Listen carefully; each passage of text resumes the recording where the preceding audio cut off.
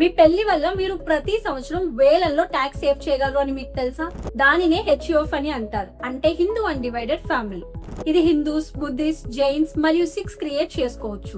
పెళ్ళైన తర్వాత మీరు మరియు మీ స్పౌస్ కలిసి హెచ్యుఎఫ్ క్రియేట్ చేసుకోవచ్చు. దానికి సపరేట్ పాన్ కార్డ్ ఉంటుంది, సపరేట్ బ్యాంక్ అకౌంట్ ఉంటుంది, అలాగే మీ పర్సనల్ ట్యాక్స్ నుంచి పూర్తిగా సపరేట్ గా ఓన్ ట్యాక్స్ స్లాబ్స్ ఉంటాయి. కొత్త ట్యాక్స్ రెజిమ్ ప్రకారం ప్రతి వ్యక్తికి 4 లాక్ వరకు బేసిక్ ట్యాక్స్ ఎగ్జంప్షన్ ఉంటుంది. అదే ఎగ్జంప్షన్ మీ హెచ్యుఎఫ్ కి కూడా సపరేట్ గా వస్తుంది. అంటే ఒక ఇంట్లో ఇప్పుడు 3 ట్యాక్స్ పేయర్స్ ఉన్నారు, మీరు, మీ స్పౌస్ మరియు మీ హెచ్యుఎఫ్. మరి హెచ్యుఎఫ్ లో ఏ ఇన్కమ్ పెట్టొచ్చు? జాయింట్ గా హోల్డ్ చేసిన ప్రాపర్టీ నుంచి వచ్చిన రెంటల్ ఇన్కమ్, అలాగే parents, in laws, grandparents ఇచ్చిన గిఫ్ట్స్ ని రిజిస్టర్డ్ హెచ్యుఎఫ్ పేరు మీద ఇన్వెస్ట్ చేస్తే ఆ ఇన్వెస్ట్మెంట్స్ నుంచి వచ్చే రిటర్న్స్ ని అన్ని హెచ్యుఎఫ్ స్లాబ్ రేట్స్ ప్రకారం ట్యాక్స్ అవుతాయి. సో ఇప్పుడు ఒక సింపుల్ ఎగ్జాంపుల్ చూద్దాం. మీ పేరెంట్స్ మీ హెచ్యుఎఫ్ కి 10 లాక్ గిఫ్ట్ ఇచ్చారు అనుకోండి. మీరు ఆ అమౌంట్ ని ఎఫ్డీలో ఇన్వెస్ట్ చేశారు.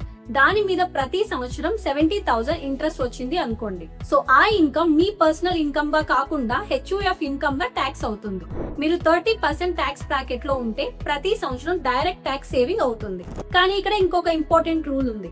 మీ శాలరీని హెచ్యుఎఫ్ లో పెట్టలేరు. హెచ్యుఎఫ్ అసెట్స్ నుంచి వచ్చే ఇన్కమ్ మాత్రమే హెచ్యుఎఫ్ ఇన్కమ్ గా కన్సిడర్ చేస్తారు. అలాగే హెచ్యుఎఫ్ క్రియేట్ చేసుకోవడం కూడా చాలా సింపుల్. ఒక హెచ్యుఎఫ్ డీడ్, ఒక పాన్ కార్డ్ మరియు ఒక బ్యాంక్ అకౌంట్ ఉంటే సరిపోతుంది. దానికి సపరేట్ గా గవర్నమెంట్ అప్రూవల్ కూడా అవసరం లేదు.